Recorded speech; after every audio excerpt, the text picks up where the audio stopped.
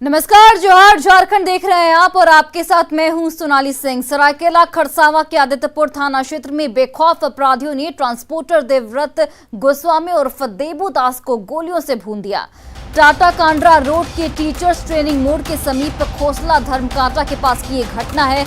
आनन फानन में परिजन उसे अस्पताल ले गए, लेकिन रास्ते में ही उसकी मौत हो गई। इस घटना के बाद इलाके में सनसनी फैल गई है। देबूदास का आपराधिक इतिहास रहा है और वह किसी राजनीतिक पार्टी से भी जुड़ा बताया जा रहा है। इधर इस मामले को गैंगवार से भी जोड़कर देखा जा रहा है। पुलिस ने घटनास्थल पर मृतक की बाइक, खोखा और जिंदा कारतूस भी बरामद किए। वहीं आदित्यपुर थाना प्रभारी ने जल्द ही मामले का खुलासा करने की बात कही है। पता चला, हम ड्यूटी में थे, फोन आया कि भाई को कोई गोली वोली मार दिया है। तो हम रास्ते में थे, तब तक मौसी का लड़का लेके आ रहा था गाड़ी में TMH के लिए। फिर हम साथ में बैठे और आए, देख रहे कि पीठ में गोली मारा है और बाँह में चाकू, और डॉक्टर बोला डेथ कर लिया है। सर, आज सुबह टीचर ट्रेनिंग मोड़ पर गोली चलने की सूचना प्राप्त हुई है। उसी सूचना के आलोक हम लोग यहाँ आए हैं और जांच कर रहे हैं। पता चला है कि एक आदमी देबूदास है, उन पर गोली चली। चाईबासा के चक्रधरपुर पुलिस ने नक्सलियों की बड़ी साजिश को नाकाम कर दिया है। टेबो के हलमद और रोगोत के जंगलों में सर्च ऑपरेशन के दौरान आईडी बरामद किया गया, जिसे डिफ्यूज कर बड़ी घटना को टाल दिया गया। और ये तस्वीरें आपके टीवी स्क्रीन पर, जहां पर नक्सलियों ने सुरक्षा बल के जवानों को नुकसान पहुंचाने के लिए आईडी बम लगाया था, लेकिन समय रहते उसे डिफ्यूज कर दिया गया और एक बड़ा हादसा यहां पर टलता हुआ। चक्रधरपुर में नक्सलियों की एक बड़ी साजिश को नाकाम कर दिया गया है। नक्सलियों के खिलाफ चलाए जा रहे अभियान में बड़ी सफलता हाथ लगी है। पुलिस ने टेबो के हलमद और रोगोद के जंगलों में अभियान के दौरान कई IED बम बरामद किए हैं। नक्सलियों ने बम को जमीन के अंदर छिपाकर लगाया हुआ था और यह किसी बड़ी घटना को अंजाम देने की फिराक में थे। सुरक्षा बलों को नुकसान पहुंचाने के मकसद से नक्सलियों ने इन जंगलों में IED बम छुपाकर रखे हुए थे। नक्सलियों के खिलाफ सर्च अभियान पर निकली टीम ने मौके पर ही सभी IED बमों को डिफ्यूज कर दिया है। मौके से सर्च अभियान के दौरान कुल 6 IED बम, 1 पीस टिफिन बम और 9 बंडल कोटेक्स विस्फोटक बरामद किए गए हैं। इस संबंध में विस्फोटक पदार्थ अधिनियम के तहत संबंधित धाराओं के अंतर्गत मामला दर्ज कर लिया गया है। पुलिस का साफ साफ कहना है कि नक्सलियों की हर साजिश को इलाके में नाकाम कर दिया जाएगा। और वहीं हैदराबाद साइबर सेल की टीम ने रामगढ़ पुलिस की मदद से होटल ब्लू डायमंड से 6 साइबर अपराधियों को गिरफ्तार किया है। सभी साइबर अपराधी टाटा मोटर्स से 36 लाख रुपए ठगी करके भागे थे। तब से साइबर सेल हैदराबाद की पुलिस की टीम इन्हें ट्रेस कर रही थी। ये सभी साइबर अपराधी दिल्ली, यूपी और पटना होते हुए रामगढ़ पहुंचे थे। पुलिस ने इनके पास से कई document, SIM card, mobile, laptop और अन्य इलेक्ट्रॉनिक सामान बरामद किए हैं। अधिक जानकारी दे रहे हैं रामगढ़ से हमारे संवाददाता जावेद खान। जो है टाटा मोटर्स कंपनी से जो है करीब 36 लाख रुपए का फ्रॉड करके, साइबर क्राइम करके, ठगी करके जो भागे थे, इनका पीछा करते जो है हैदराबाद पुलिस यहाँ पहुँची थी और रामगढ़ थाना की पुलिस की मदद से जो ब्लू डायमंड से इनको बरामद किया गया। इनके पास से जो है कुछ डॉक्यूमेंट्स भी बरामद किए गए हैं फ्रॉड संबंधित। साइबर अपराध यहाँ हो रहा है, लेकिन अपराधी यहाँ का नहीं है, अपराधी तो बाहर के लोग हैं। अभी मैं मौजूद हूँ रामगढ़ थाना परिसर में, आप हमारे पीछे देख सकते हैं। और यहाँ पर खड़े होने का एक कारण है, हैदराबाद साइबर सेल की पुलिस की टीम ने रामगढ़ थाना के सहयोग से 6 साइबर अपराधियों को रामगढ़ के ब्लू डायमंड होटल से पकड़ा है। ये सभी ठग वहाँ पे टाटा मोटर से लगभग 36 लाख रुपए की ठगी करके भागे थे। दिल्ली, यूपी और पटना के रास्ते इन्होंने रामगढ़ में अपना ठिकाना बनाया था, लेकिन ठगी के बाद से हैदराबाद की पुलिस लगातार इन्हें फ़ोन के माध्यम से ट्रेस कर रही थी। अंततः इनका ठिकाना रामगढ़ के ब्लू डायमंड होटल में मिला और यहीं से हैदराबाद की पुलिस ने रामगढ़ पुलिस के सहयोग से पकड़ा है। सभी अपराधियों के पास से मोबाइल, सिम कार्ड और डॉक्यूमेंट्स भी बरामद किए गए हैं। कई इलेक्ट्रॉनिक सामान भी इनके पास से पकड़ा गया है। हालांकि रामगढ़ पुलिस का कहना है कि रामगढ़ साइबर अपराधियों का गढ़ नहीं है। यहाँ के लोग साइबर अपराध से के माध्यम से ठगे जरूर जा रहे हैं, लेकिन साइबर अपराधियों का अभी तक रामगढ़ से किसी तरह का कनेक्शन नज़र आता हुआ नहीं दिख रहा है। ऐसे में कहा जा सकता है कि रामगढ़, जामताड़ा और देवघर के बाद साइबर अपराधियों के पकड़े जाने के बाद चर्चा में आ गया है। जावेद खान, न्यूज़ 18 रामगढ़। और मुख्यमंत्री हेमंत सोरेन की ओर से हर साल 5 लाख नौकरी नहीं बल्कि रोजगार देने के बयान ने राजनीति को गरमा दिया है।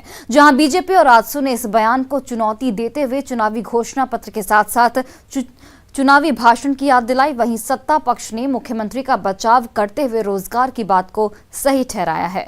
इतना ही नहीं, शिक्षा मंत्री जगन्नाथ महतो ने एक बार फिर से 1932 के खतियान लागू होने की बात को दोहराया है, जबकि बंधु तिर्की ने अगले मॉनसून सत्र तक हर हाल में स्थानीय नीति को तय कर लेने की डेडलाइन खुद की सरकार को दिया है।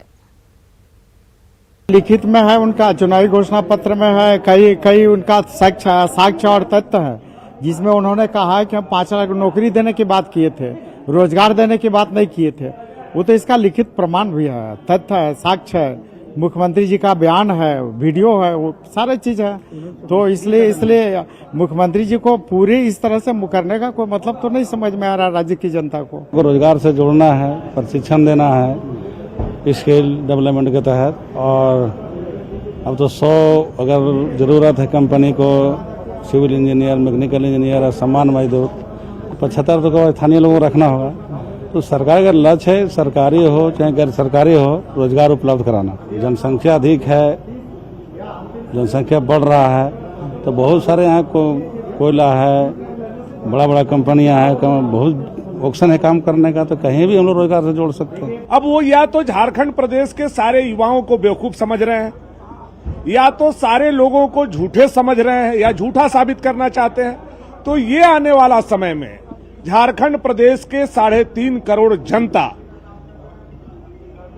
समय का इंतजार कर रहा है कि कब वो समय आएगा कि हम अपना दिया हुआ वोट वापस लेकर के इस सरकार को फिर जमींदोज करने का काम करें। 32 तो हर हाल में होगा, और लास्ट नहीं बोले 32 का हम सम्मान करते हैं। हाँ, तो फिर क्या सम्मान में क्या, अगर बनेगी तो कोर्ट रद्द कर देगी। अरे वो देखिए, कोर्ट रद्द करेगा क्या करेगा वो कोर्ट की बात है, लेकिन 32 बनेगा, निश्चित बनेगा, अब चिंता मत कीजिए। यहाँ के झारखंड के जो झारखंडी आदिवासी मूलवासियों के अनुरूप ही स्थानीय नीति बनेगा, और उसमें कोई समझौता नहीं है होगा, और मानसून सत्र में हर हालत में इसको करना ही होगा, और ऐसा नहीं करेगा तो बहुत सारे चीजों को इसको बाद में उसको आपके सामने में इसको रखा जाएगा, क्योंकि अभी रखना सब चीजों को पत्ता खोलना था। लेकिन ये मैं कह दे रहा हूँ कि झारखंड के आदिवासी और मूलवासियों के अनुरूप में ही स्थानीय नीति को बनाना होगा, और मानसून सत्र तक हर हालत में इसको आपको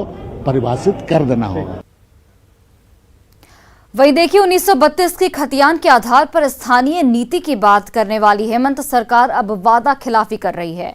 ये कहना है आजसू अध्यक्ष सुदेश महतो का। सुदेश महतो ने कहा कि जो सरकार कल तक नौकरी की बात कर रही थी, अब वह रोजगार की बात कह रही है। ये लोगों के वादा खिलाफी करके जिस रूप से सरकार बनाए, सरकार में आए, और अब नई नई परिभाषा लोगों को खतियान के बारे में समझाने लगे हैं। साथ ही साथ आपने देखा कि नौकरी को लेकर उन्हीं का कमिटमेंट था, हाउस के अंदर हाउस के बाहर भी, कि 5 लाख लोगों को नौकरी देंगे।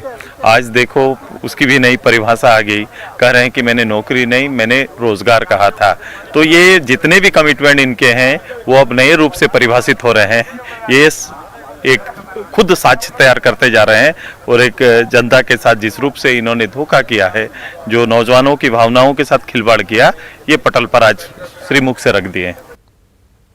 विधानसभा के बजट सत्र के दौरान जेएमएम विधायक सीता सोरेन धरने पर बैठी। वो सीसीएल के आम्रपाली परियोजना में वन भूमि पर अवैध तरीके से चल रहे परिवहन कार्य को बंद कराने की मांग कर रही थी। उन्होंने सरकार, स्पीकर और विभागीय मंत्री पर सदन में उनकी बात नहीं सुनने का गंभीर आरोप लगाया है।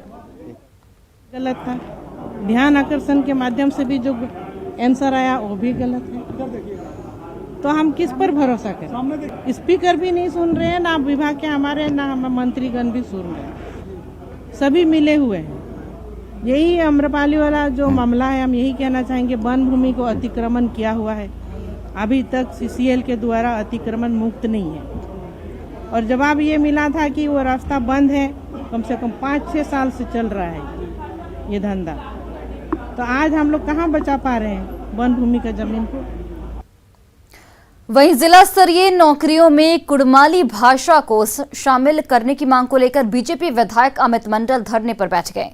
विधानसभा परिसर गेट पर हाथ में तख्ती लेकर अमित मंडल प्रदर्शन कर रहे हैं। इनका कहना है कि सरकार अगर मांगे पूरी नहीं करती है तो आगे उग्र आंदोलन किया जाएगा।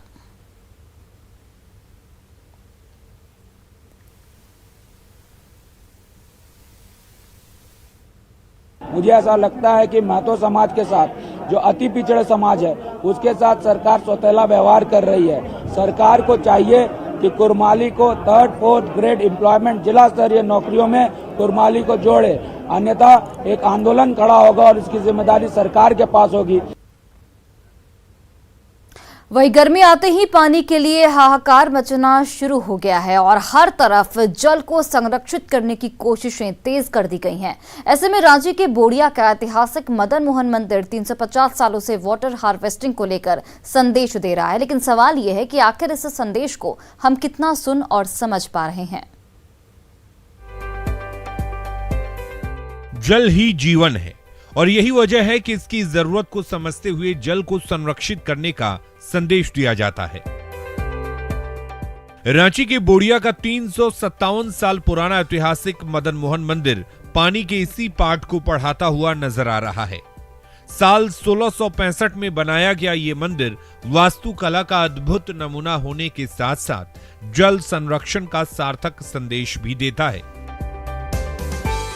नागवंशी शासकों के दौर में बने इस मंदिर की बनावट आज से 357 साल पहले उस सोच को उजागर करती है जिसमें भक्ति के साथ साथ जल संरक्षण के महत्व को सबसे ऊपर रखा गया है। 357 साल पुराना मंदिर हो गया। 1652 के लगभग 1665 में ये मंदिर निर्माण हुआ है। यहाँ वाटर हार्वेस्टिंग सिस्टम का बहुत अच्छा उदाहरण है। कुआं जो देख रहे हैं आप यहाँ पर कहते हैं पानी रहने का, कभी लेकिन कुआं का पानी नहीं सूखा है आज तक। बहुत अच्छा से पूरा है। अभी ना इधर उधर खोद रहा है, बोरिंग कर रहा है, लेकिन पहले पूरा आती थी। औरत ही सब अपना घैला ले सब आके पानी भरती थी, बाल्टी घैला लेके और भर के सब ले जाती थी। हम लोग का देखते तक ही सब हुआ है। मंदिर की छत कुछ इस तरह बनाई गई है कि मॉनसून के महीने में छत से गिरने वाला पानी सीधे वाटर हार्वेस्टिंग के लिए बनाए गए एक कुंड में गिरता है। सिर्फ इतना ही नहीं, मंदिर के अंदर इस्तेमाल होने वाले पानी की हर एक बूंद को इसी कुंड में पहुंचाने की व्यवस्था की गई है। मंदिर परिसर में ही एक कुआं है।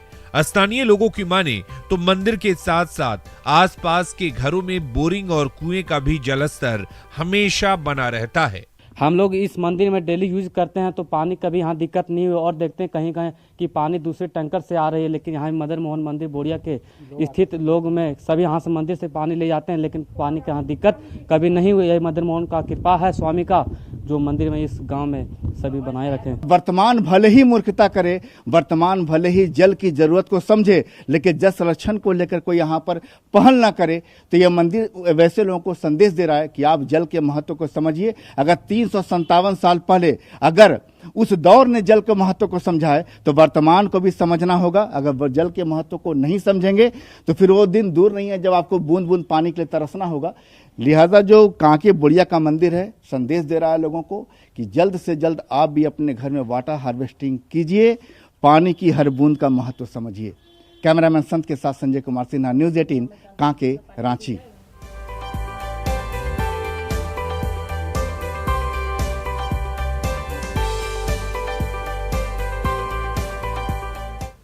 और गढ़वा के जंगलों में आग लगने की घटनाएं जो हैं वो बढ़ती जा रही हैं। महुआ चुनने के लिए जंगल में लगाई जा रही आग से वन संपदा के साथ पर्यावरण को भी नुकसान पहुंच रहा है। गढ़वा के जंगलों में आग लगने की घटनाएं थमने का नाम नहीं ले रही है। जंगल में लगी आग से वन संपदा को भारी नुकसान के साथ साथ पर्यावरण को भी नुकसान पहुंच रहा है। दरअसल फरवरी और मार्च के महीने में जब महुआ का फल पककर तैयार हो जाता है तो उसे चुनने के लिए आसपास के लोग पत्तियों को जलाने के लिए आग लगा रहे हैं। यही आग धीरे धीरे पूरे जंगल को अपनी चपेट में ले रही है। जंगल में लगी आग ने देखते ही देखते विकराल रूप धारण कर लिया है। तेजी से जंगलों में आग फैल रही है। 1 घंटे के अंदर तकरीबन 2 किलोमीटर के दायरे में आग लग गई। भंडारिया, मेराल, गढ़वा सदर, बरडीहा के पहाड़ी और जंगली इलाकों में आग की लपटें धधक रही है। जंगल में आग लगने से कई कीमती पेड़ झुलस गए हैं। जंगलों में रहने वाले जानवर झुलस रहे हैं। वहीं हवा की तेज झोंके से आग और तेजी से अपना पांव पसार रहा है। वन विभाग के अधिकारियों ने लोगों से महुआ चुनने के लिए जंगलों में आग नहीं लगाने की अपील की है।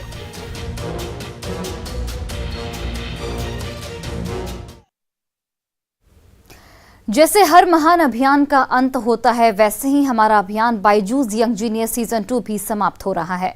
इस यात्रा के दौरान हम कुछ अद्भुत बच्चों से मिले और उनकी अविश्वसनीय प्रतिभा से चकित हुए। यह पूरी यात्रा का सिर्फ एक हिस्सा है। हम और युवा प्रतिभाओं के साथ वापस आएंगे जो अपने देश और परिवार को गौरवान्वित कर रहे हैं। आइए एक नजर डालते हैं बायजूस यंग जीनियस सीजन 2 की कुछ झलकियों पर। में से मोती निकालने के लिए बहुत गहराई तक जाना पड़ता है। हमें भी इन जीनियसेस को ढूंढने के लिए भारत भ्रमण करना पड़ा। 26 राज्यों, 72 शहरों और 2500 स्कूल्स में से हमने कई जीनियसेस को चुना। कुछ प्राचीन कलाओं में माहिर हैं, तो कुछ आधुनिक तकनीक के एक्सपर्ट हैं। कुछ खेल जगत, कुछ एकेडमिक्स, तो कुछ बिजनेस की दुनिया में अपने झंडे गाड़ रहे हैं।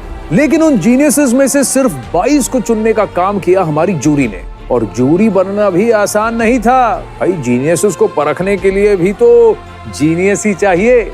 इसलिए अपने अपने क्षेत्र में सफलता के सर्वोच्च शिखर हासिल कर चुकी हस्तियां बनी हमारी जूरी।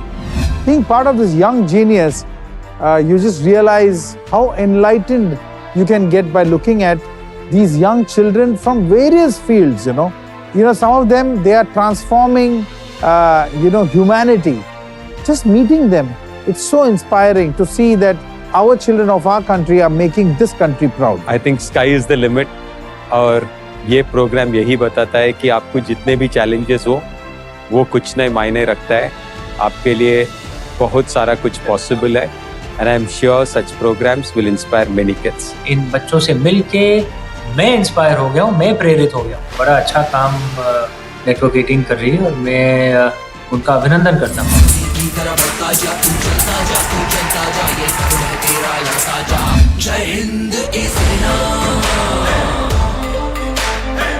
इन नन्हे परिंदों की इतनी ऊंची उड़ान है, सिर्फ धरती ही नहीं खुद आसमां भी हैरान है। जूरी का सिलेक्शन बिल्कुल सही था। इतनी छोटी सी उम्र में इनकी उपलब्धियां देखकर सिर्फ मैं ही नहीं पूरा देश हक्का बक्का रह गया था। जाने कितने ही नेशनल और इंटरनेशनल अवार्ड्स पर और प्लेटफॉर्म्स पर अपना नाम दर्ज करवा चुके हैं हमारे यंग जीनियस।